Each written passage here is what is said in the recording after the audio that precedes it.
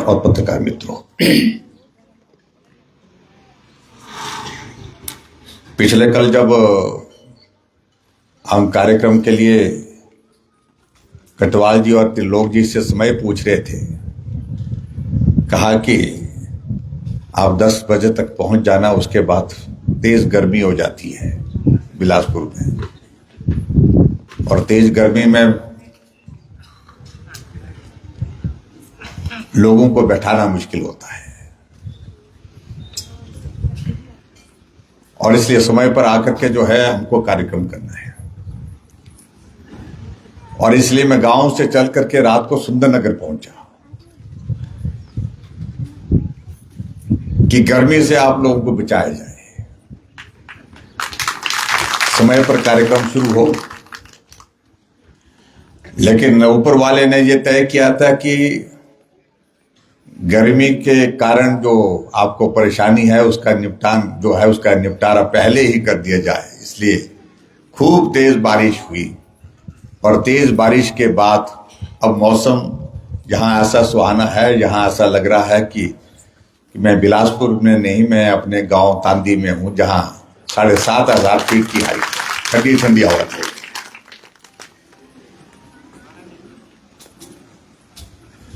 आज के इस कार्यक्रम में आप सब लोगों ने हमारा बड़ा गर्मजोशी के साथ अभिनंदन किया, स्वागत किया, उसके लिए मैं आप सबका बहुत बहुत धन्यवाद करता हूं।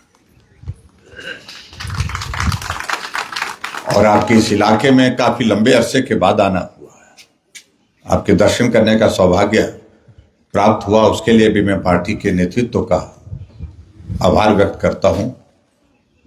नेताओं से तो मिलना होता रहता है, लेकिन साथियों से मिलना, आप लोगों से, सब लोगों से मिलना, कि काफी लंबे अरसे के बाद हो रहा है, और मैं इसको अपना सौभाग्य मानता हूं।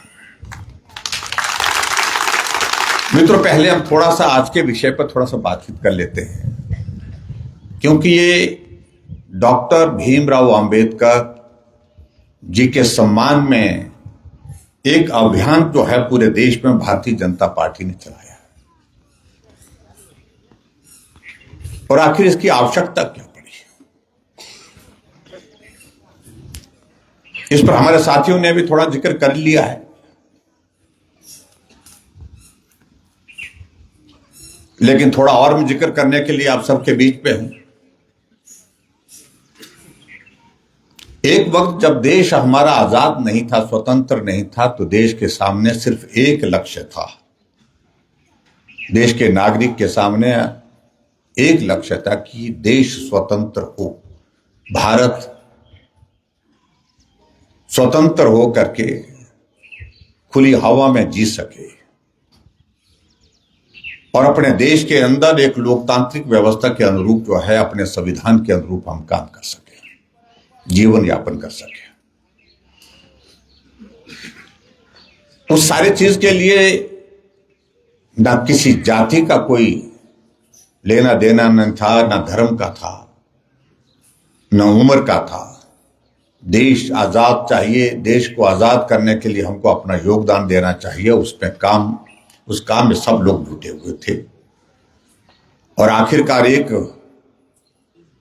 ऐसा दौर आया जब अंग्रेजों को लगा कि अब इस भारत में बहुत लंबे समय तक अब शासन नहीं किया जा सकता, क्योंकि जमीन से आवाज आ गई है। भारत का हर व्यक्ति स्वतंत्रता चाहता है, और इसलिए ऐसे हालात में यह देश छोड़ करके जाना ही पड़ेगा। आखिरकार भारत 15 अगस्त 1947 को स्वतंत्र हुआ, और 15 अगस्त 1947 को स्वतंत्रता के पश्चात जो इंटरिम गवर्नमेंट जो एक बननी थी, सरकार बननी थी, उस सरकार का गठन हुआ। पंडित नेहरू जी देश के प्रधानमंत्री बने। लेकिन यह भी सच्चाई है कि अंग्रेजों ने इस व्यवस्था को स्थापित करने के लिए एक काम किया कि किस भारत का प्रधानमंत्री ऐसा व्यक्ति बनना चाहिए, इस देश का स्वतः हम छोड़ के जा रहे हैं, वो हमारे कल्चर से मिलता जुलता, हमारे अनुरूप चलने वाला हो, हमारी बात को मानने वाला हो, हमारे कल्चर से, अंग्रेजों के कल्चर से प्रभावित हो। इसलिए जब वहां पर उस वक्त पूरे देश भर में जब जितने राज्य थे जिनको राज्य का दर्जा दिया गया था, वहां के जो अध्यक्ष थे उस वक्त कांग्रेस एक स्वतंत्रता आंदोलन का एक हिस्सा था। कांग्रेस राजनीतिक दल नहीं था पहले। तो 15 राज्य उस वक्त पूरे देश भर में जो थे, उसमें वोट जब डालने की शुरुआत हुई, वोट उसमें किसके पक्ष में, तो सरदार वल्लभ भाई पटेल जी बड़े बहुमत के साथ आगे थे। 14 उनके पक्ष में थे, 1 नेहरू के पक्ष में था। यह इतिहास जानना बहुत आवश्यक है। लेकिन हालात ऐसे पैदा किए कि नेहरू जी ने गांधी जी के पास जाकर के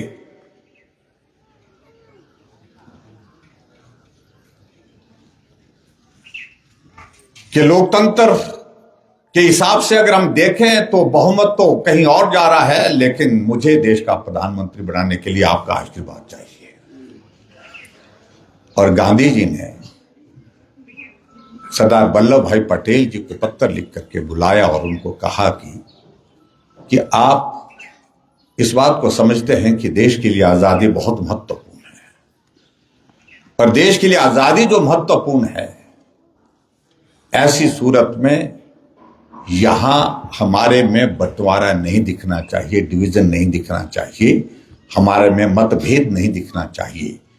मेरा आपसे आग्रह है कि आप अपना नाम वापिस लीजिए। मैं मानता हूं बहुमत आपके साथ है, लेकिन उसके बावजूद भी मैं आपसे आग्रह कर रहा हूं कि आप नेहरू जी को प्रधानमंत्री बनने का अवसर दीजिए। सरदार वल्लभ भाई पटेल बहुमत होने के बावजूद, उनके पक्ष में ज्यादा लोग होने के बावजूद भी गांधी जी की बात को नहीं टाल सकते थे। उन्होंने उनकी बात को स्वीकार किया और स्वीकार करने के बाद नेहरू देश के प्रधानमंत्री बने। और अंग्रेजों का जो एक लक्ष्य था, उन्होंने भी इस संदेश को पहुंचाने की कोशिश की कि देश के प्रधानमंत्री नेहरू बनना चाहिए, क्योंकि वह कल्चर के हिसाब से हमसे मिलते हैं, ज्यादा मेल खाते हैं। अगर सरदार वल्लभ भाई पटेल देश के प्रधानमंत्री बन गए तो हम अपना हिसाब यहां चला नहीं पाएंगे, हमारे लिए अनुकूलता नहीं होगी। क्योंकि अंग्रेज इस बात को लेकर के चले थे कि आखिरकार हम भारत को छोड़ रहे हैं, लेकिन लंबे समय के लिए छोड़ने की मानसिकता नहीं थी। वो इस बात को मान के चल रहे थे कि आखिरकार भारत के अंदर मतभेद होगा, मतभेद के बाद जातियों की लड़ाई होगी, धर्मों की लड़ाई होगी, और उसके बाद हालात ऐसे बनेंगे कि भारत ही बोलेगा कि आओ अंग्रेजों, आप ही शासन करो, आप ही राज करो। यही उनकी एक मानसिकता थी। ये इतिहास में जाकर के अब जब हम देखते हैं तो इन चीजों को समझने की आवश्यकता है। खैर, देश के प्रधानमंत्री के नाते, पहले प्रधानमंत्री के नाते नेहरू जी बने, लेकिन उनकी सोच एक ही चीज को लेकर रही है कि जो सक्षम लोग हैं, जो सक्षम नेतृत्व है, मजबूत नेतृत्व है, उनको कमजोर करना, उनको सम्मान से वंचित करना, और वही किया आखिरकार। सरदार वल्लभ भाई पटेल जी के साथ भी उनका जो है व्यवहार जो है उसके अनुरूप नहीं रहा। हालांकि सरदार वल्लभ भाई पटेल जी को गृह मंत्री का दायित्व दिया गया और उनके जिम्मे 562 रियासतों को एक करने का जिम्मा सबसे कठिन था। बहुत सारी रियासतें देश में थी जो भारत में मिलना नहीं चाहती थी। हैदराबाद के निजाम जो है वो भारत के साथ मिलना नहीं चाहते थे। आखिरकार वो युद्ध करने के लिए तैयार हो गए, पाकिस्तान के साथ जाने के लिए तैयार हो गए। लेकिन अगर विवश किया उनको भारत के साथ मिलने के लिए, तो सरदार वल्लभ भाई पटेल जी का बहुत बड़ा योगदान है। रातों रात उन्होंने ऐसे हालात पैदा कर दिए कि वहां के निजाम को घुटने टेकने पड़े। और इसलिए सरदार वल्लभ भाई पटेल के प्रति भी उनका सम्मान का भाव, आदर का भाव, उनको आगे बढ़ते हुए देखने का भाव नहीं था। और उसके बाद सबसे बड़े बात जो है, दूसरा जो है, भारत को एक करने का सरदार वल्लभ भाई पटेल जी का जो काम था वो काम उन्होंने किया। और दूसरा उसके बाद जो सबसे महत्वपूर्ण काम था कि भारत अब राष्ट्र बन गया। अब इस राष्ट्र का अपना एक संविधान होना चाहिए, उस संविधान के आधार पर देश चलेगा। यह काम किसको दिया जाए? ये एक बहुत बड़ी चुनौती थी। और उस चुनौती में जब चारों तरफ नजर मारी, नेहरू जी, उनका मन का भाव यही था कि योग्य व्यक्ति तो डॉक्टर भीमराव अंबेडकर हैं, लेकिन मन में उनके लिए भाव नहीं था कि इनको संविधान बनाने का जिम्मा दिया जाए। क्यों? क्योंकि ऐसे कुशाग्र व्यक्ति जिनका जीवन संघर्ष से परिपूर्ण था, जीवन संघर्ष से होकर के आगे बढ़ा था, उनके जिम्मे इस काम को देना नहीं चाह रहे थे। लेकिन जब चारों तरफ माहौल बना, वातावरण इस प्रकार का बना कि संविधान सभा का अध्यक्ष किसी को बनाना है, तो लेडी माउंटबेटन ने भी इस बात के लिए कहा कि इसमें उचित रहेगा, क्योंकि डॉक्टर भीमराव अंबेडकर कैसे योग्य थे जो 32 डिग्रियां उनके पास थी, 9 भाषाओं का उनको ज्ञान था, और जाकर के लॉ जो है वो ब्रिटेन से करके आए थे। इसलिए उनके जिम्मे इस काम को देना चाहिए। आखिरकार जिम्मा संविधान सभा के अध्यक्ष के नाते डॉक्टर भीमराव अंबेडकर जी को दिया गया। मन नहीं था, नेहरू जी का मन नहीं था, लेकिन आखिरकार उस सारी चीज को लेकर के डॉक्टर भीमराव अंबेडकर जी ने काम शुरू किया।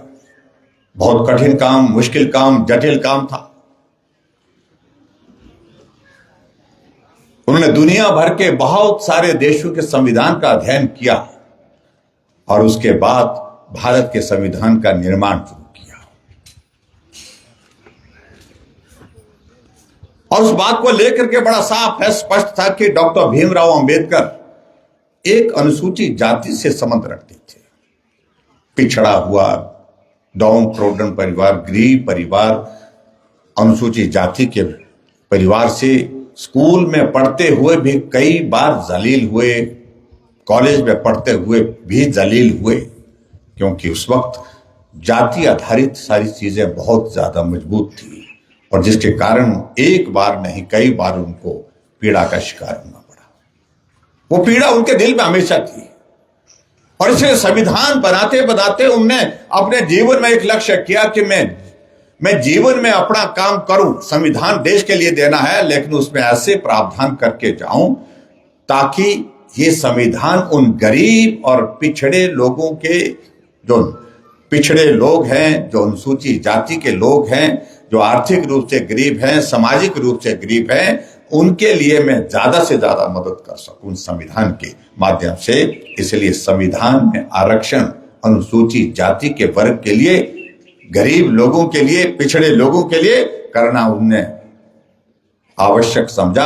आज अगर अनुसूचित जाति के वर्ग के लिए उस संविधान के मुताबिक हम आरक्षण का प्रावधान करते हैं, आगे बढ़ने का और समानता का अधिकार देने का काम करते हैं, तो देन अगर किसी की है तो वो डॉक्टर भीमराव अंबेडकर जी की है। आज पूरा देश चल रहा है उस संविधान के अनुसार चल रहा है, और उस संविधान के अनुसार जो देश चल रहा है, यहां जी.आर. कटवाल जी कह रहे थे, उन्होंने अंग्रेजी में बोला कि अगर देश का प्रधानमंत्री कार्यभार संभालने से पहले शपथ लेता है तो भारत के संविधान की लेता है, जिस संविधान को डॉक्टर भीमराव अंबेडकर जी ने बनाया। अगर देश के राष्ट्रपति अपने कार्यभार संभालने के से पहले शपथ लेता है तो भारत के संविधान की शपथ लेता है। अगर प्रदेश का मुख्यमंत्री मंत्री अगर शपथ लेता है, संवैधानिक पद पर जो होता है, चाहे चीफ जस्टिस ऑफ इंडिया होता है, वो भी अगर शपथ लेता है, गवर्नर अगर शपथ लेता है, केंद्र का मंत्री शपथ लेता है, तो भारत का संविधान का शपथ लेता है। मैं भी जब मुख्यमंत्री बना तो पहली लाइन यही बोलती कि मैं जयराम ठाकुर ईश्वर की शपथ लेता हूं कि मैं भारत के संविधान के प्रति सच्ची श्रद्धा और निष्ठा रखूंगा। ये किसकी देन है? ये देन किसकी है? ये देन है देश के संविधान निर्माता भारत रत्न डॉक्टर भीमराव अंबेडकर जी की। पहली पंक्ति में ही डॉक्टर भीमराव अंबेडकर जी का स्मरण होता है। अगर नरेंद्र मोदी जी शपथ लेते हैं, मैं दामोदर दास नरेंद्र मोदी जी जब शपथ लेते हैं तो वो भी यही बोलता है कि भारत के संविधान के प्रति सच्ची श्रद्धा और निष्ठा रखूंगा। यह संविधान के प्रति सम्मान है, यह संविधान के प्रति हमारी श्रद्धा है। लेकिन उसके बाद कांग्रेस के लोग, हमारे विपक्ष के लोग एक ही चीज को लेकर के करते हैं, भारत आजाद हमने किया, देश की आजादी हमने दी, भारत का संविधान हमने बनाया, और भारत के संविधान के साथ साथ भारत का निर्माण हमने किया। सारी चीजों का बोलते हैं, लेकिन सच्चाई आपके सामने है। ये भारत को स्वतंत्रता सिर्फ कांग्रेस पार्टी ने नहीं, उस वक्त तो कांग्रेस पार्टी थी ही नहीं। भारत की स्वतंत्रता एक अपने आप में एक आंदोलन था, जिसमें सभी धर्म के लोग, सभी जाति के लोग, सभी विचार के लोग जो है एकजुट होकर के देश की आजादी चाहिए, आजादी से कम कुछ नहीं चाहिए, इस लक्ष्य के साथ काम करने के लिए जुटे थे। और गांधी जी ने तो यह कहा था कि देश स्वतंत्र हो गया। ये कांग्रेस के नाम से जो मंच हमने देश की आजादी, देश की स्वतंत्रता के लिए बनाया था, वो राजनीतिक दल नहीं। अब कांग्रेस के नाम से राजनीतिक दल नहीं बनाना चाहिए, उस मंच को भी समाप्त करना चाहिए, कांग्रेस के नाम को भी समाप्त करना चाहिए। देश आजाद हो गया, हमारा सपना साकार हो गया, और ऐसे में खुलेआम जो है हम नए दल के साथ जो है नए नाम के साथ काम करना चाहिए। लेकिन कांग्रेस को लगा कि देश की आजादी के लिए जिस नाम का इस्तेमाल किया, जिस मंच का इस्तेमाल किया, इसी के नाम से हमको अपनी पार्टी बनानी है। खैर कोई बात नहीं, उसमें पार्टी बनाई है। लेकिन सच्चाई यह है कि देश की आजादी के लिए जिन महापुरुषों का योगदान रहा, उसके अनुरूप उनको सम्मान मिला क्या सरदार वल्लभ भाई पटेल जिन्होंने 562 रियासतों को मिलाकर के भारत बनाया। आप बोलते तो हैं सरदार वल्लभ भाई पटेल कांग्रेस के थे, लेकिन सही मायने में सरदार वल्लभ भाई पटेल जी का सम्मान तब हुआ जब दुनिया के सबसे बड़ी स्टैचू ऑफ यूनिटी का निर्माण देश के हमारे प्रधानमंत्री नरेंद्र मोदी जी ने किया, और उस वक्त किया जब वो गुजरात प्रदेश के मुख्यमंत्री थे।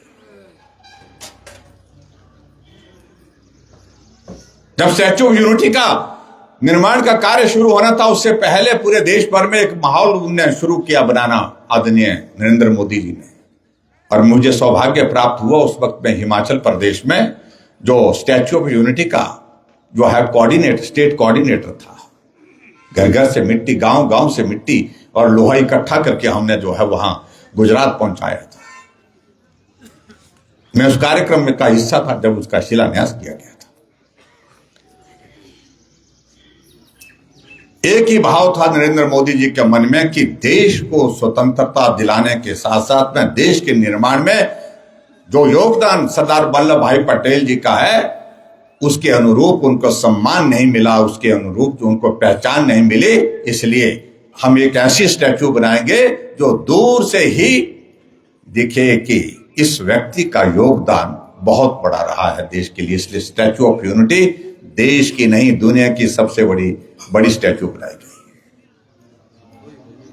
जब सरदार वल्लभ भाई पटेल जी के बारे में प्रधानमंत्री नरेंद्र मोदी जी जिक्र करते हैं, हम भारतीय जनता पार्टी वाला जिक्र करते हैं, तो कांग्रेस पार्टी को लगा कि ये तो हमारे हाथ से निकल गया।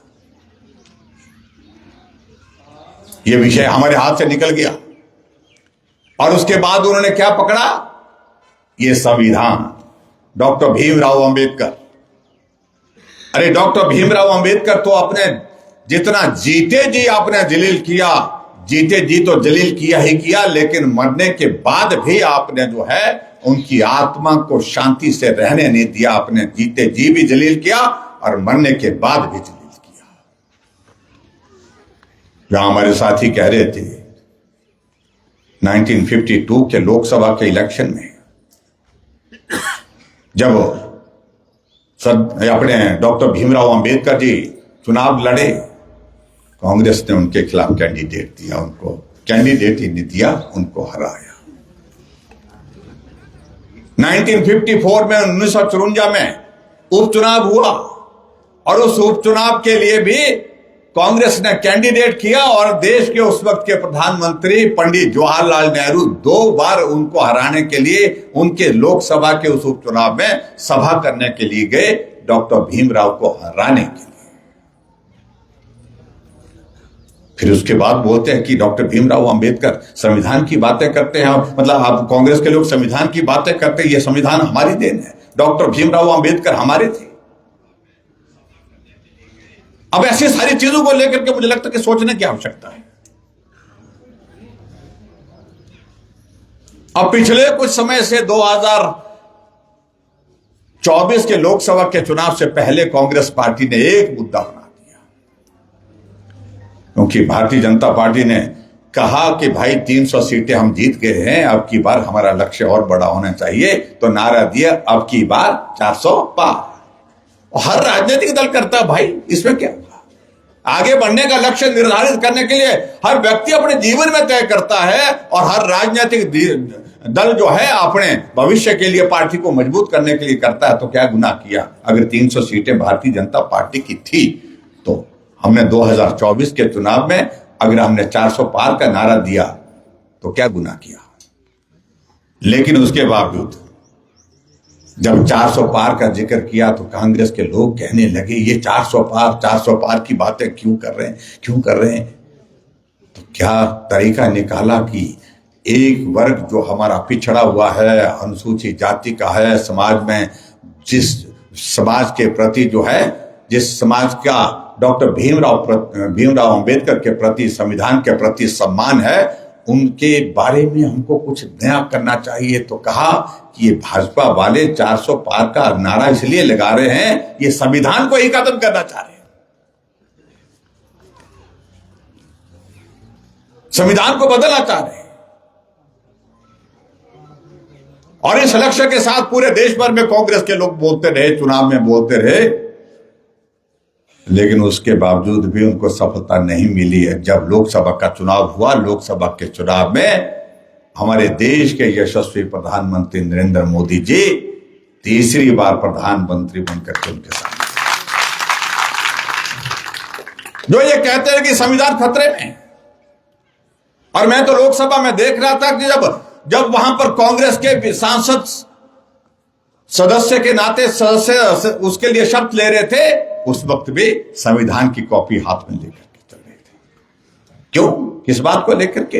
यही एक जो है उनको लग रहा था, डर ये लग रहा है कि गांधी जी को भी जो है ये भारतीय जनता पार्टी वाले, ये नरेंद्र मोदी जी अपने नाम कर गए, गांधी जी के योगदान, गांधी जी के सम्मान को, और उसके साथ साथ में सरदार वल्लभ भाई पटेल जी को भी हमसे छीन लिया। अब अंबेडकर जी बचे हैं तो इनको भी छीन लेंगे। छीनने का विषय नहीं, आपको सच्चाई मालूम होनी चाहिए। यह हकीकत है आज जिसको हमको समझने और समझाने की आवश्यकता महसूस हुई। वो इसलिए आवश्यकता महसूस हुई, क्या ये सत्य नहीं है? जब भारत स्वतंत्र हुआ, डॉक्टर भीमराव अंबेडकर जी ने संविधान बनाने के साथ साथ में उन्होंने इस बात का प्रावधान किया कि जो हमारे अनुसूचित जाति के हैं, पिछड़े लोग हैं, गरीब लोग हैं, आर्थिक रूप से उनको आगे बढ़ाने के लिए आरक्षण का इंतजाम करना चाहिए, आरक्षण की व्यवस्था करनी चाहिए। उस सारी चीज का जो है संविधान में उन्होंने वर्णन किया। उस वर्ग को समाज में बराबरी के इसमें लाने के लिए मेरा जीवन समर्पित रहेगा, ये डॉक्टर भीमराव अंबेडकर ने बड़ा स्पष्ट कहा।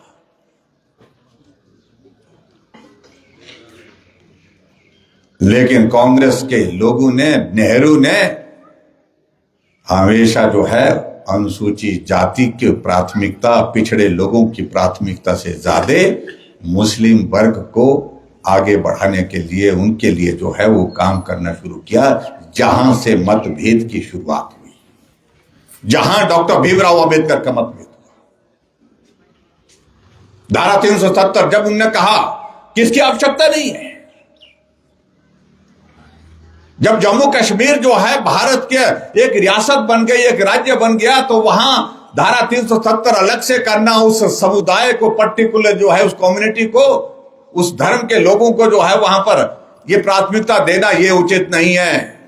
और धारा 370 समाप्त होनी चाहिए, इसकी आवश्यकता नहीं। डॉक्टर भीमराव अंबेडकर ने लोकसभा के अंदर, लोकसभा से बाहर बड़ा स्पष्ट शब्द में कहा है।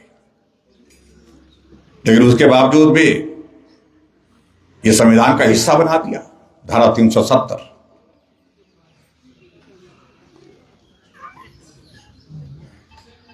और उसके साथ साथ में और भी बहुत सारी चीजों का जिक्र करते हैं। हिंदू कोड बिल का पूरा ड्राफ्ट बनकर के तैयार हुआ, उसको लागू करने की तैयारी हो गई, लेकिन उसके बावजूद भी जब इस बिल को प्रस्तुत किया गया तो उसको नेहरू ने वापस ले लिया। और उसके तहत क्या था, महिलाओं को अधिकार दिए जा रहे थे, महिलाओं को स्वतंत्रता का अधिकार, महिलाओं को आर्थिक अधिकार जो उसमें दिया जा रहा था, उसका भी नेहरू जी ने विरोध किया। तो भी जो है डॉक्टर भीमराव अंबेडकर जी जो है वो आहत हुए, कि उनको लगा कि ये धर्म पर आधारित होकर के आगे राजनीतिक मकसद के साथ जो है, लक्ष्य के साथ जो है काम करना चाह रहे हैं। और उस धर्म के आधार पर भारत पहले ही भुग चुका है। अगर भारत के दो टुकड़े हुआ, अगर पाकिस्तान है, तो वो धर्म आधारित राजनीति, तुष्टीकरण की राजनीति का परिणाम है।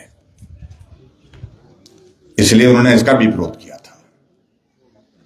और जो कांग्रेस के नेता इस बात को लेकर के बार बार कहते हैं कि हमने जो है डॉक्टर भीमराव अंबेडकर जी को मंत्री बनाया, मंत्री बनाने के बाद उनको मालूम होना चाहिए कि मंत्रिमंडल में बनाया, लेकिन मंत्रिमंडल से त्याग पत्र क्यों दिया, इसका भी तो प्रश्न पूछना चाहिए।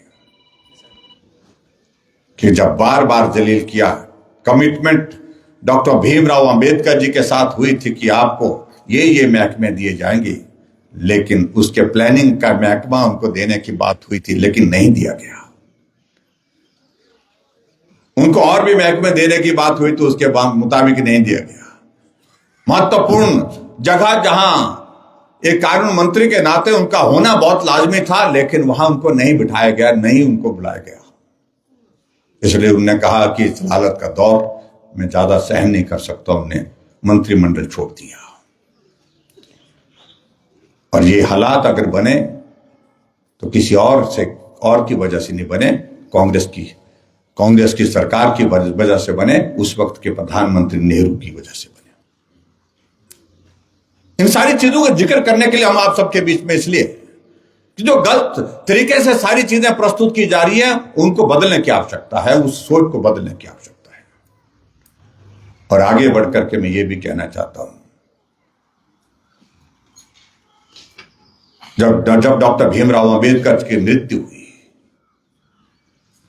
मृत्यु होने के बाद उनका पूरे सम्मान के साथ अंतिम संस्कार दिल्ली होना था, लेकिन दिल्ली नहीं होने दिया। उनको उनका पार्थिव शरीर जो है मुंबई ले गए। और मुंबई लेकर के जिस व्यक्ति ने भारत को संविधान दिया, उनका शव जो है मरने के पश्चात जो है ले जाने के लिए जो सरकार को इंतजाम करना चाहिए थे, व्यवस्था करनी चाहिए थी, उन्होंने नहीं की। और आखिरकार उनका जो ट्रांसपोर्टेशन का जो जहाज से जो खर्चा आया, उनके परिवार ने उसको वहन किया, सरकार ने नहीं किया।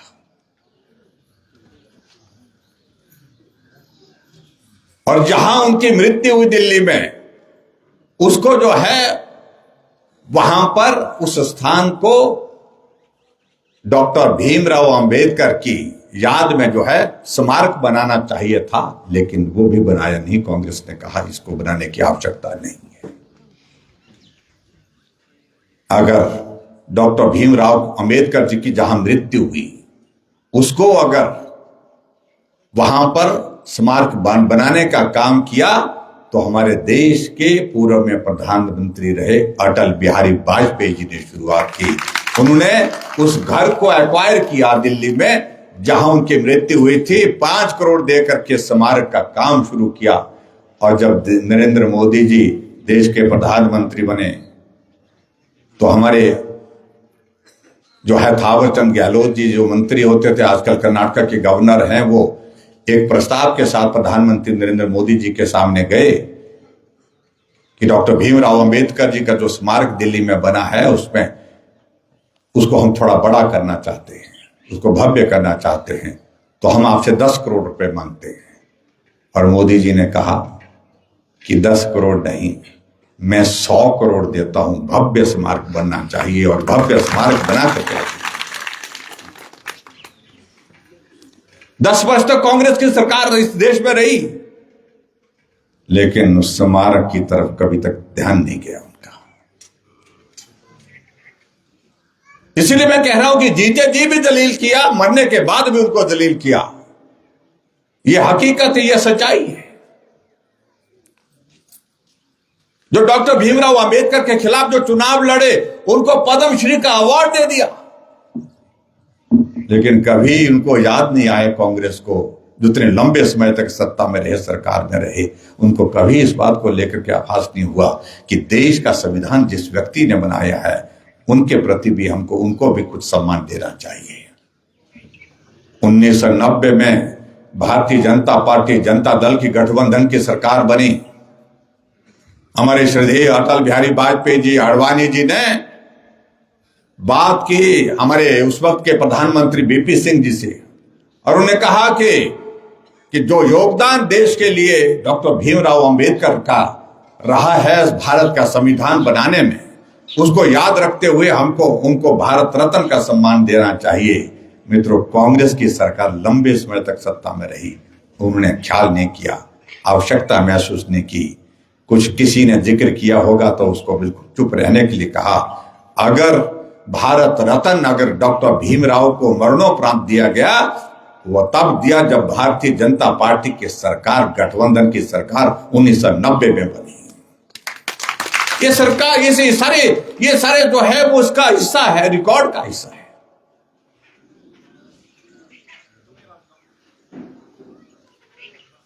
और उसके बाद हमारे गवर्नमेंट में और भी फैसले लिए, जिसमें विशेष तौर से जो डॉक्टर भीमराव अंबेडकर जी के जीवन से मरण तक जो है वो सारी चीजों को लेकर के जिक्र किया हमारे प्रधानमंत्री नरेंद्र मोदी जी ने। और खास तौर से जहां जन्म हुआ और जन्म होने के साथ साथ में जब तक मृत्यु हुई, 5 जगह जो ऐतिहासिक जहां उन्हें शिक्षा ग्रहण की, जहां शिक्षा ग्रहण करने के बाद जो है फिर उसके बाद उनकी मृत्यु तक का जो है 5 स्थानों को जो है वो पंचतीर्थ करके जो है वो भारतीय जनता पार्टी एनडीए की गवर्नमेंट ने उनको सम्मान दिया। इसलिए बहुत सारी चीजों का हम जिक्र कर सकते हैं, लेकिन कांग्रेस के लोग बोलते हैं कि बस ये हमने किया। और इसलिए भारतीय जनता पार्टी ने पूरे देश में महसूस किया कि आपने तो संविधान में हमेशा ऐसे काम किए जो संशोधन आज तक किए, और उसमें संशोधन में सबसे ज्यादा जो है जो संशोधन किए, 106 संशोधन अभी तक हुए हैं भारत के संविधान में, उनमें से 75 संशोधन कांग्रेस ने किए। और वो संशोधन में से अधिकांश संशोधन वो संशोधन है कि सत्ता पर किस प्रकार से बने रहे, सत्ता में अपने आप जो है किस प्रकार से अपनी पार्टी को बचा रखे, अपनी कुर्सी को बचा के रखे, उसके लिए किए, समाज के लिए नहीं, देश के लिए नहीं, सिर्फ सत्ता के लिए किए। अरे धारा 356 90 बार लगभग 90 बार कांग्रेस ने पूरे देश भर के अलग अलग राज्यों की सरकारों को तोड़ने के लिए इस्तेमाल किया उसको। और उसमें भाई और बहनों, आपको यह भी मालूम है कि हिमाचल प्रदेश भी उसका शिकार बना। जब भगवान रामचंद्र जी के जन्म स्थान पर भव्य मंदिर के निर्माण के लिए आंदोलन चला, बाबरी मस्जिद ढह गई, हमारी सरकार हिमाचल प्रदेश में भारतीय जनता पार्टी की सरकार थी, राजस्थान में भारतीय जनता पार्टी की सरकार थी, उत्तर प्रदेश में भारतीय जनता पार्टी की सरकार थी, मध्य प्रदेश में भारतीय जनता पार्टी की सरकार थी। एक भी घटना हिमाचल प्रदेश में नहीं हुई, दूसरे राज्यों में नहीं हुई। सिर्फ बाबरी मस्जिद टूटी, बहाना मिला कांग्रेस के लोगों को और धारा 356 का इस्तेमाल किया और हमारी 4 सरकारें गिरा दी। ऐसा एक उदाहरण नहीं, 90 बार इस प्रकार से सरकारें गिराई। ये सरकार हमारे अनुकूल नहीं है, ये हमारे हिसाब से नहीं है, हमारी पार्टी की सरकार नहीं है, चलो 356 लगाओ और सरकार गिराओ। और ये देखिए आप, भारतीय जनता पार्टी की सरकार, गठबंधन की सरकार अटल जी के नेतृत्व में भी बनी और आदरणीय प्रधानमंत्री वर्तमान में नरेंद्र मोदी जी के नेतृत्व में 11 वर्ष का कार्यकाल होने जा रहा है। यह हमारा सौभाग्य है कि आजाद भारत में 60 वर्षों के बाद कोई एक व्यक्ति लगातार तीसरी बार प्रधानमंत्री बने, तो वो नरेंद्र मोदी। कहीं धारा 356 का इस्तेमाल सुना आपने? नहीं किया। हां, धारा 356 का इस्तेमाल अभी एक जगह किया, और किसके खिलाफ किया? अपनी ही सरकार, मणिपुर की सरकार, जहां आतंकवाद, कम्युनिटी कॉन्फ्लिक्ट और ये सारी चीजें चल रही थी, सरकार भाजपा की थी। और वहां पर अभी फिलहाल जो है वो केंद्र का शासन चला। 356 का इस्तेमाल अपनी सरकार, दूसरे की सरकार गिराने के लिए नहीं किया। ये है आपको तो। और कांग्रेस 356 को इस्तेमाल करती है दूसरे की सरकार गिराने के लिए। ये भी मैं आप सबके बीच में कहना चाहता हूं।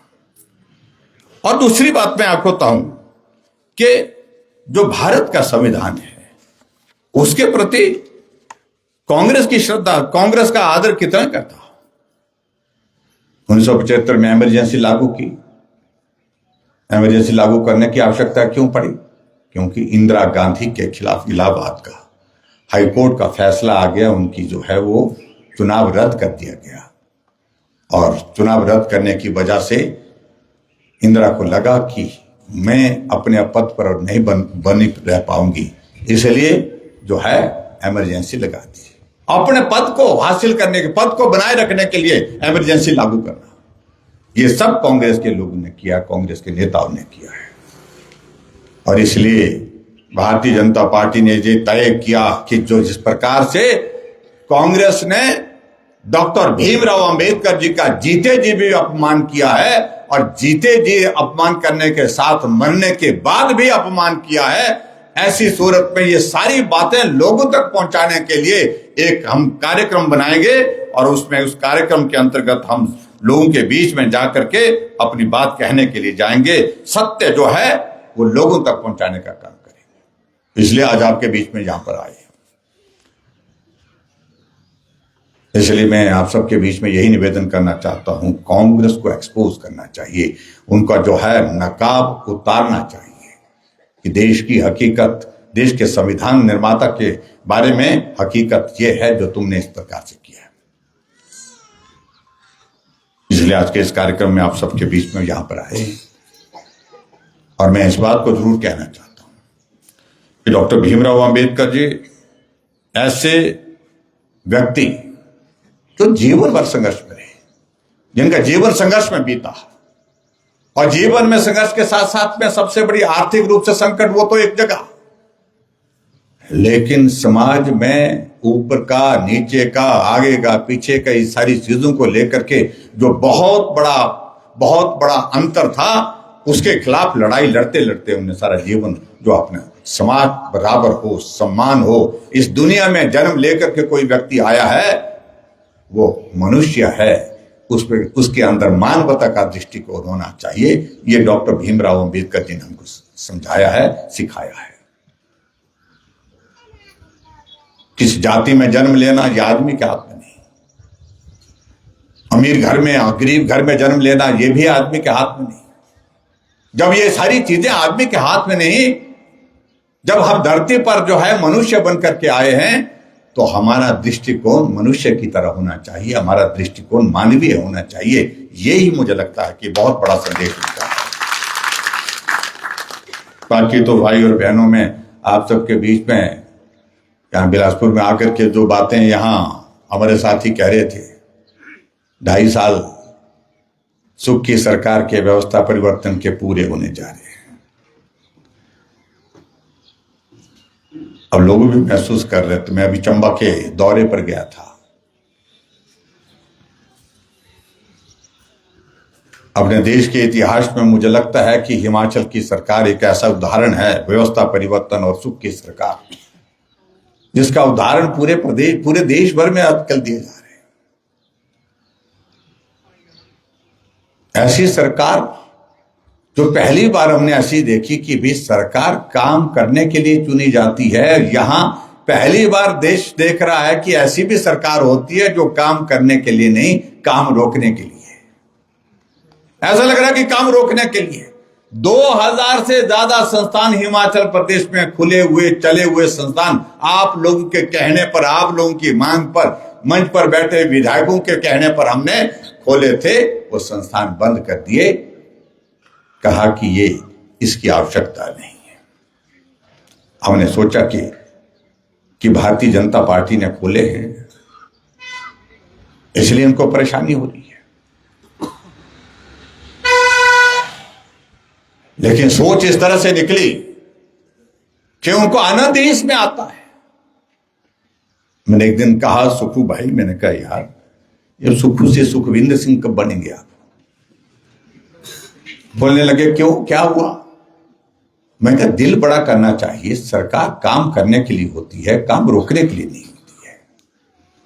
आप ये अभियान चलाया, ये भी बंद, जो भी मालूम पड़ा। आपके यहां पर पता नहीं आए कि नहीं आए, आएंगे तो मालूम करेंगे कौन से संस्थान खुले थे। आगे जो अगर बचे होंगे तो उसके बारे में जब जानकारी मिलती है तो बंद करने का है। 2.5 साल एक ही काम, स्कूल बंद, कॉलेज बंद, सारी चीजें जो है वो जो भी ब्लॉक खोला कहीं वो बंद, तहसील खोली है वो बंद, हॉस्पिटल खोला वो बंद। और भारतीय जनता पार्टी की सरकार की जो योजना है एक एक करके बंद कर दी। हमने कहा अगर हमारी योजनाएं आपको अच्छी नहीं लगती, अपनी योजना चलाओ। ये पहली सरकार है पूरे देश भर में, लगता है 2.5 साल का कार्यकाल पूरा हो गया, लेकिन सुक्खू जी की सरकार की एक भी योजना अभी तक जमीन पर उतरी नहीं है, जिस योजना को कह सकते हैं कि भाई इस योजना में काम हुआ। हर चीज को बंद करने के लिए। अरे झूठ बोल करके सत्ता में आए थे, आपने गारंटियां दी थी, 10 गारंटियां दी थी, और मैंने उस वक्त भी कहा था ये गारंटियां नहीं आएंगी काम। और हमने कहा था कि 10 जन्म लग जाएंगे, ये गारंटियां पूरी नहीं होंगी। कहा कि पहली कैबिनेट की पहली बैठक में 1500 रुपए देंगे। यहां मैं देख रहा हूं कि माताएं बहनें बड़ी संख्या में आई है। कोई मिले यहां पर क्या? नहीं मिले। लेकिन सुक्खू जी बोलते हैं कि मिल गए। अब आपकी बात पर यकीन करें या उनकी बात पर यकीन करें? बच्चा हिमाचल प्रदेश में कहता है कि आज तक हमने मुख्यमंत्री देखे, मुख्यमंत्री जो बोलते थे वो हुआ करता था, लेकिन पहली बार ऐसे मुख्यमंत्री बोले देखे जो सत्य नहीं बोलते हैं, झूठ बोलते हैं, विधानसभा के अंदर झूठ बोलते हैं, विधानसभा के बाहर झूठ बोलते हैं। ऐसे अभी विधानसभा का बजट सत्र था, बजट सत्र में कहने लगे कि हमने भाषण में दिया उन्हें कि हमने कितनी गारंटियां? 6 गारंटियां हमने हिमाचल प्रदेश में जो 6 गारंटियां दी थी पूरी हो गई है। आप बोले मुझे क्या महिलाओं को 1500 रुपए देने की जो पहली कैबिनेट की पहली बैठक में फैसला लेने की बात कही थी, क्या वो गारंटी पूरी हो गई? जोर से बोलो ना। क्या हिमाचल प्रदेश में 300 यूनिट बिजली फ्री देने की बात कही थी, क्या वो पूरी हो गई? क्या हिमाचल प्रदेश में कहा था कि 5 लाख नौकरियां देंगे, कैबिनेट की पहली बैठक में 1 लाख नौकरियां निकाल दी जाएंगी, क्या वो नौकरियां मिली?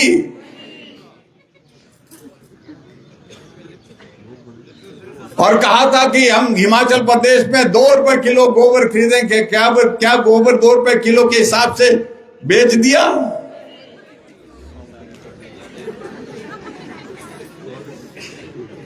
क्या आप सबको यहां पर गाय का दूध 80 रुपए और भैंस का दूध 100 रुपए के हिसाब से मिल गया?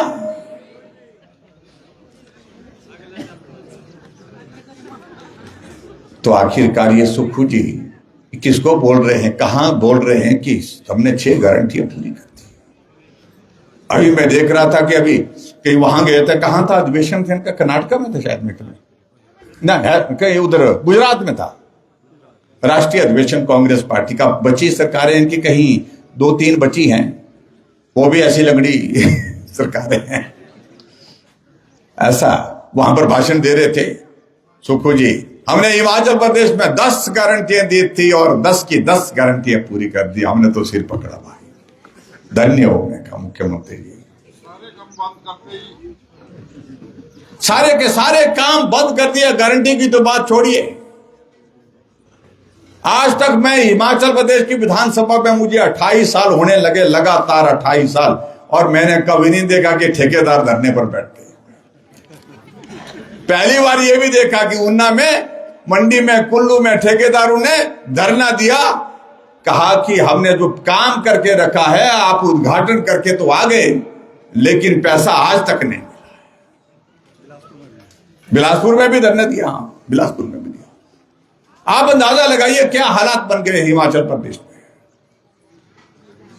ऐसे फैसले लिए जा रहे हैं हिमाचल प्रदेश में, जिस बात को लेकर के हैरानी हो रही है। 300 यूनिट बिजली फ्री देने की बात कही थी, अब कहा जा रहा है, हमारे यहां आए थे हमारे वरिष्ठ, हमारे साथी कहने लगे कि इस बात का जिक्र जरूर करना, 300 यूनिट बिजली फ्री देने की बात कही थी, और अब कह रहे हैं कि सब्सिडी जो आपको बिजली पर मिलती है, आप जो है स्वेच्छा से उसको छोड़ दीजिए। और उसके बाद जो गरीब लोग हैं, जिनको स्वेच्छा की भी आवश्यकता नहीं, लेकिन उनके घर में अब बिल आना शुरू हो गया है। बिजली का बिल, पानी का बिल। हमने 125 यूनिट हिमाचल प्रदेश में फ्री बिजली की बात कही थी, लेकिन 125 यूनिट इसलिए कहा था कि हिमाचल बिजली पैदा करता है, दूसरे राज्यों को भी देता है। 125 यूनिट बिजली वो गरीब परिवार, जो मध्यम वर्गीय परिवार जो है, वो खर्च करते हैं, जिनकी आर्थिक स्थिति बहुत अच्छी नहीं होती। अगर उनको बिजली फ्री देने का अगर हमने वादा किया था, वादा नहीं किया था, हमने करके दिखाया था, तो हमने गलत नहीं किया था। अब कहते कहा तो 300 यूनिट बिजली फ्री देंगे, अब 125 यूनिट जो बिजली दी है उसको भी वापस ले। बसों का किराया तो बिल्कुल सस्ता हो गया, कदम रखा 10 रुपए जेब से देने पड़ेंगे, एक कदम का 10 रुपए। आप चाहे 4 कदम की यात्रा करो, आप आधे किलोमीटर की यात्रा करो, रुपए कितने लगेंगे? 10 लगेंगे। आज नोटिफिकेशन भी हो गए, कल नोटिफिकेशन, चले कल नोटिफिकेशन। अब आप अंदाजा लगाइए, भारतीय जनता पार्टी की सरकार की ओर से हमने बहुत सारी चीजें, हमने हिमकेयर की योजना शुरू की, गरीब लोगों का इलाज मुफ्त में होना चाहिए, ये हमारा एक लक्ष्य था। इसलिए था क्योंकि प्रधानमंत्री नरेंद्र मोदी जी ने कहा कि मनुष्य जब पीड़ा के दौर में से बीमारी के दौरान गुजरता है और गरीबी के कारण जब इलाज नहीं कर पाता है, तो हमारी संवेदना ये होनी चाहिए कि उस आदमी की जिंदगी को बचाने के लिए, उसकी पीड़ा को कम करने के लिए सरकार काम करे। उन्हें आयुष्मान भारत शुरू पूरे देश के लिए शुरू किए। आदरणीय जगत प्रकाश नड्डा जी ने पूरे देश भर में उस योजना को स्वास्थ्य मंत्री के नाते लागू किया। और बाकी हमने कहा कि आयुष्मान भारत के अलावा जो बचे परिवार जो उस पर कवर नहीं हो रहे हैं, उनका जिम्मा हमने लिया। 5 लाख रुपए का हेल्थ कवर हमने हिमाचल प्रदेश में सब गरीब लोगों के लिए। आदमी बीमार होता था, हॉस्पिटल जाता था, हिमकेयर का कार्ड जेब में डाल करके चलता था। पैसे नहीं है तो कार्ड जेब में लेकर चलता था। उसको मालूम होता था कि ये हिमकेयर का कार्ड जब हॉस्पिटल में दिया जाएगा, मेरा इलाज बिना पैसे के होगा। और आज क्या हालात बन गए, 500 करोड़ रुपए से ज्यादा हिमकेयर की पेमेंट हिमाचल प्रदेश में हॉस्पिटल को देने को हो गई। सरकारी हॉस्पिटल के लिए प्राइवेट हॉस्पिटल में तो बंद कर दी, सरकारी हॉस्पिटल में उसका इलाज नहीं हो रहा है। मैं पिछले हफ्ते अभी चंबा गया था, गाड़ी में जा रहा था, अखबार की खबर पड़ी कि एक महिला का इलाज वहां पर हॉस्पिटल में होना था, ऑपरेशन होना था, कोई बीमारी गॉल ब्लैडर का उसका कोई इन्फेक्शन था, बहुत पीड़ा में थी लगभग 1 साल से। कई बार आई, इलाज के पैसे ना होने के कारण वो वापस जाती रही, लेकिन पीड़ा जब असहनीय हो गई तो उसने कहा कि अब तो मरना है। परिवार के लोगों के साथ वो हॉस्पिटल पहुंची, इलाज के लिए एडमिट हुई, इलाज के लिए ऑपरेशन थिएटर ले गई और डॉक्टर ने जो लिस्ट दी सामान की, उसका बेटा हॉस्पिटल की उस दुकान में गया और दुकान में जाकर के जब उसने कहा कि कितना पैसा लगा, केमिस्ट ने कहा कि 14,500 लगेगा। उसके पास पैसा नहीं था इतना, और उसने मां के जेवर ला करके कहा कि भाई साहब आप ये रख लीजिए। मां को तो हॉस्पिटल के अंदर ले जाकर के थिएटर में लेकर के ऑपरेशन के लिए गए हैं, इसलिए आप जो है ये जेवर रख लीजिए, गिरवी रख लीजिए। लेकिन मैं दुकानदार का धन्यवाद करता हूं, उसने कहा जेवर मत रखिए, मैं आपको उधार दे देता हूं, जितने पैसे आपके पास हैं वो उतने दे दीजिए, बाकी का इंतजाम करिए, लेकिन इलाज कराइए। हम सुनते थे कि जगह जमीन बेच करके आदमी इलाज कर रहा है, लेकिन अब आज के इस दौर में हम अपनी आंखों के सामने, मैं उस महिला से मिलने के लिए गया, हॉस्पिटल में गए, मैं चंबा में, हम मिल करके आए, उसके बेटे को मिल करके हम उसको जो मदद की जा सकती थी उस वक्त हमने मदद भी करी है। लेकिन ये हिमाचल प्रदेश की स्थिति ऐसी है कि ऐसे हालात में जिस योजना के माध्यम से गरीब लोगों का इलाज होता था उसको भी आपने बंद कर दिया। 35,000 ऐसे हमारे लोग पूरे हिमाचल प्रदेश में ऐसे थे जो जिंदा है, बिस्तर पर पड़े हैं, अपना इलाज भी जो है वो अपना पानी का गिलास भी खुद नहीं पी सकते हैं, ऐसी लाइलाज बीमारी हो गई है। उनको हम सारा योजना के अंतर्गत 3,000 रुपए देते थे, वो भी बंद कर दिया। मानवीय दृष्टिकोण ही समाप्त हो गया और प्रदेश में लूट मची है, भ्रष्टाचार की सारी सीमाएं टूट गई। नेशनल हेराल्ड का केस आप लोगों ने देखा, ईडी उस सारे मामले में कार्रवाई करके सोनिया गांधी और राहुल गांधी के खिलाफ मामला दर्ज हुआ पड़ा है, जमानत पर है। लगभग 2.5 करोड़ के लगभग पैसा उसको दे दिया जिसकी एक कॉपी नहीं आती है, दान दे दिया। और पिछले कल मैं देख रहा था एक आदमी रखा हुआ है जिसको 3 लाख रुपए जयराम को गाली देने के लिए रखा गया है, media advisor with cabinet rank. आज तक के हिमाचल के इतिहास में, क्या पूरे देश पर में कोई भी आदमी ऐसा नहीं होता है जो पैसे दे करके सरकार के जो विपक्ष के नेताओं के खिलाफ गाली देने के लिए बिठाया जाता है। हाँ, मंत्री बोलता है, विधायक बोलता है, पार्टी का पदाधिकारी बोलता है, लेकिन कैबिनेट दर्जे के साथ मीडिया एडवाइजर रखा हुआ, और मीडिया एडवाइजर मीडिया को गाइड करने के लिए होता है, कोऑर्डिनेट करने के लिए होता है, वो प्रेस कॉन्फ्रेंस करता है। धन्यवाद। 3 लाख रुपए तनख्वाह मिलती है उसको, वो भी सच्चा भाई, ठेकेदार में पूरा पार्टनरशिप है, मुख्यमंत्री का मित्र आदमी है, नजदीक है। मैं उन सारी चीजों का जिक्र नहीं करना चाहता हूं, करेंगे तो बहुत दूर तक बातें जाएंगी। क्या लूट मची हुई वहां पर, जितने भी अधिकारी चारों तरफ है सबके ऊपर उंगली लगी। मुख्यमंत्री के कार्यालय में मुख्यमंत्री के एडवाइजर, मुख्यमंत्री के सलाहकार और मुख्यमंत्री के नजदीक जो लोग हैं, नेता, मिल करके कर रहे हैं। ये हालात हिमाचल प्रदेश में कभी नहीं देखे। मैं सोच रहा था कि हिमाचल में ऐसी सरकार है कि कम से कम सुखू जी के नेतृत्व में कम से कम ये आरोप नहीं लगेंगे, लेकिन आज मुझे इस बात को लेकर के खेद है कि हमारी सोच गलत निकली। गंभीर आरोप, कानून व्यवस्था की धज्जियां उड़ गई आपके बिलासपुर में, जहां पर दिन दिहाड़े गोली चलती है। होली के दिन पूरा विधायक के घर में गोली चलती है, पूरा विधायक घायल होते हैं, पीएसओ घायल होता है। है कोई कानून व्यवस्था नाम की चीज। लेकिन ये घटना होती है तो किस वजह से होती है, कौन उसके लिए दोषी है, क्यों उनके परिवार के लोग जो है परिवार के लोगों के ऊपर आरोप लग रहे हैं। ये गैंगवार हमने पहली बार सुना, बिलासपुर ने पहली बार देखा। पहली बार हमने सुना कि पूरे हिमाचल प्रदेश में आज तक देवभूमि में ऐसी घटना नहीं घटित हुई थी कि गोली मारने के लिए किराए पर लोग लिए गए और उनको काम दिया गया कि इसकी दुनिया खत्म करनी है। ये गैंग वार नहीं है तो क्या है, लेकिन सरकार उनके खिलाफ कुछ कार्रवाई नहीं करने की स्थिति में हो पा रही है। इसलिए नहीं हो पा रही है क्योंकि वो उनके अपने हैं। आज जाकर के चिट्टा जो कहीं सुनते थे, बाहर दूसरे राज्यों में सुनते थे, बॉर्डर एरिया हमारे हिमाचल का उसमें सुनते थे, आज जाकर के सुदूर हमारे इलाके पहाड़ में जहां आदमी मुश्किल से पहुंचता वहां पहुंच गया। क्या कर रही है सरकार? सरकार समोसे की जांच कर रही है। समोसा मांगा था, उस पहुंचा नहीं समोसा, कहां चला गया, जांच होनी चाहिए। इसमें एफआईआर दर्ज हुई पड़ी है।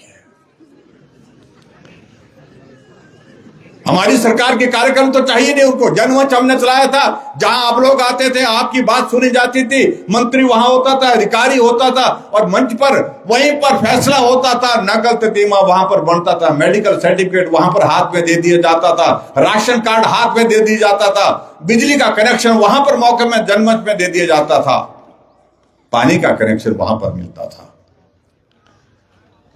और कांग्रेस के लोगों ने प्रचार किया, जनमंच में जो है जयराम जो है धाम लगाते हैं। अरे हम तो उन गरीब लोगों के लिए दाल चावल या दाल रोटी का इंतजाम करते थे। आपने जनमंच को बंद करके सरकार जनता के द्वार, गांव के द्वार, क्या योजना बनाई है उन्होंने? हाँ, ऐसे ही बनाई कोई योजना, और उसके तहत सुक्खू जी उड़ान भरे और जाकर के कहां पहुंचे? चौपाल के कुपवी में। और जब शाम को वहां पर भोजन परोसा गया तो जंगली मुर्गा आया। अरे हम तो दाल रोटी देते थे, आपके लिए तो जंगली मुर्गा आया। और जंगली मुर्गा वहां पर परोसा गया। मुख्यमंत्री जी का वीडियो रिकॉर्ड हुआ, वो बोल रहा धनीराम जी को खिलाओ, इनको खिलाओ, इनको खिलाओ, उनको खिलाओ। और बाद में मालूम पड़ा कि जंगली मुर्गा मारना कानूनी अपराध है, 3 साल की सजा का प्रावधान है उसमें। फिर अखबार में खबर छपी, कुकड़ू गू हो गई। और उसके बाद कार्यवाही ना मारने वाले पर, ना बनाने वाले पर, ना खाने वाले पर हुई, लेकिन मामला दर्ज किसके खिलाफ हुआ? जो मीडिया के लोगों ने खबर बनाई और हमारे लोगों ने, बीजेपी के लोगों ने उसमें सोशल मीडिया में डाला, उनके खिलाफ एफआईआर दर्ज हुई है और जांच हो रही है। अरे सरकार किस काम के लिए चुनी गई है? क्या काम कर रहे हो? टैक्स के लिए तो ऐसे हालात पैदा कर दिए कि टैक्स के बिना कोई चीज जो है छोड़ी नहीं। पानी पर टैक्स, बिजली पर टैक्स, डीजल पर टैक्स, पेट्रोल पर टैक्स, सीमेंट जो है 150 रुपए एक बोरी पर बढ़ गया। और बसों का किराया तो दुगना हो गया। हमने तो महिलाओं के लिए आधा किराया माफ किया था। हमने कहा आबादी का आधा हिस्सा है और इसलिए किराया भी आधा लेंगे। तो अब आप पता नहीं अब कब तक बचेंगी, मुझे मालूम नहीं, लेकिन कर दिया, शुरुआत कर दी। आप अंदाजा लगाइए, अब आदमी का किराया तो लगा कि बस में एक बच्चा हीटर लेकर के शिमला के सर्दी के मौसम में जाकर के धर्मशाला जा रहा था यूनिवर्सिटी पढ़ने के लिए, और वहां माँ बाप ने कहा हीटर ले जा बेटा, ठंड बहुत ज्यादा है सर्दी के मौसम में। वो हीटर ले गया तो कंडक्टर ने पूछा भाई ये क्या है? वो तुमने कहा हीटर है जी, मेरी मम्मी ने दिया है, कहा कि सर्दी के मौसम में काम आएगा। कि बोलते हैं आधा किराया दो उसका, जितना तुम्हारा लगा है इसका आधा किराया उसका दो। एक आदमी बेचारा मंडी से आउट जो है 40 किलोमीटर की दूरी पर 2.5 लीटर का कुकर ले गया, 36 रुपए का उसका टिकट काट दिया गया। 2.5 लीटर का कुकर, खाली कुकर, उसमें मुर्गा भी नहीं था, दाल कुछ नहीं था। आप अंदाजा लगाइए सरकार कर क्या रही है? हर जगह टैक्स, फिर बाद में मालूम पड़ा यार टैक्स कहाँ और कहाँ जा रहे, टॉयलेट छूट गया था, फिर टॉयलेट का टैक्स। जी जी हाँ बिल्कुल सही बात कह रहे हैं। तो इसलिए आपको बता रहा हूं, आप अंदाजा लगाइए। अब हिमाचल महसूस कर रहा कि बहुत बड़ी गलती की है। अब चंबा गया था, बोलता जी ठाकुर जी बहुत बहुत बुरा हो गया, ये गलत हो गया, गलत हो गया, गलत हो गया, अब जल्दी आओ। मैंने कहा जल्दी अब आपके कहने से नहीं होना। अब आने का काम जो होगा, जब लोकतांत्रिक व्यवस्था के मुताबिक चुनाव होगा, मैं दावे के साथ कहता हूं आज हालात ऐसे हैं, अगर आज चुनाव हो जाएं तो 10 भी मुश्किल होंगे। जो कांग्रेस के बड़े नेता हैं उनको अपने सीट बचानी मुश्किल हो जाएगी। ये हालात हिमाचल प्रदेश में पैदा हुए।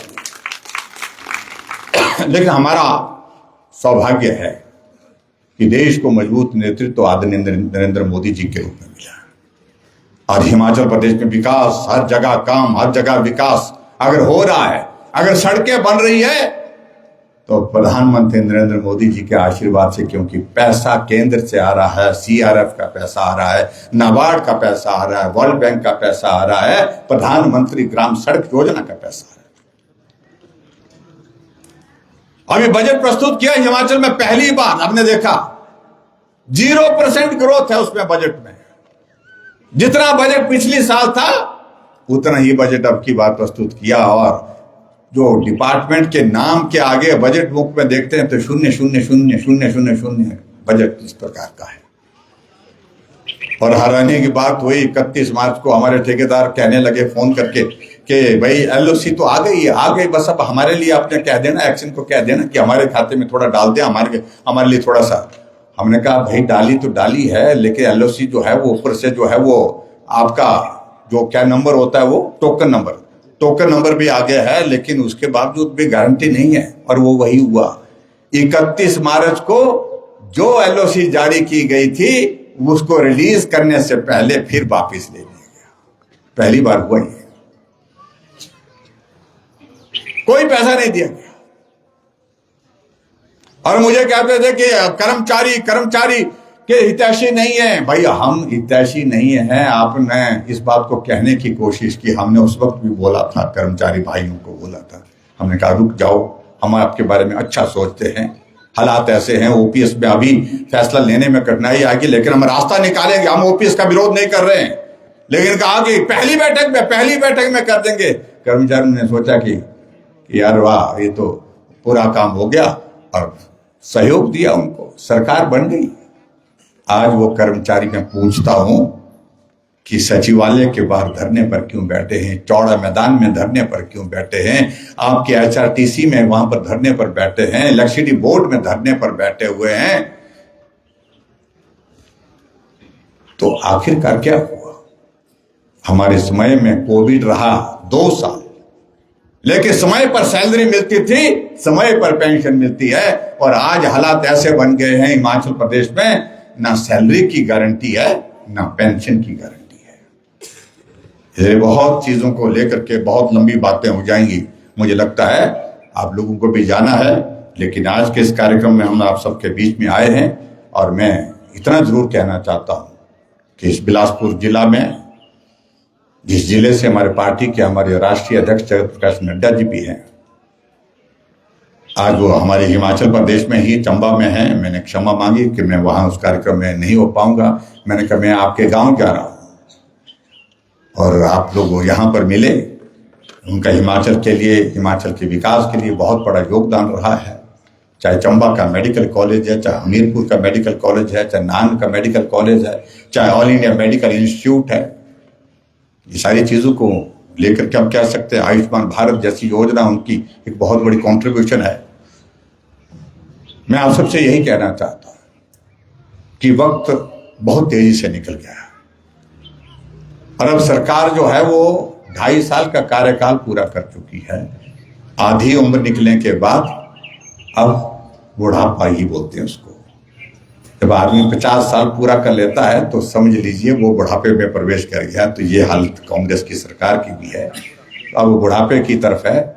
और आप सबसे मेरा इतना निवेदन है कि अब भविष्य उसका बहुत ज़्यादा नहीं है, लेकिन आने वाले समय में आप सबसे मेरा यही निवेदन है कि ये बिलासपुर आधा अधूरा नहीं चाहिए, पूरा का पूरा चाहिए, सारा का सारा चाहिए। मैं आप सबको धन्यवाद करता हूं। 4 में से 3 सीटें भाजपा की हैं और बिलासपुर और मंडी भवन ने मुकाबला किया है। अच्छा मुकाबला, ये नहीं मुकाबला नहीं कह सकता, मैं क्या कह सकता हूं, मंडी में भी हमारे 10 में से 9 सीटें हमने जीती है और बिलासपुर में 4 में से 3 सीटें जीती है।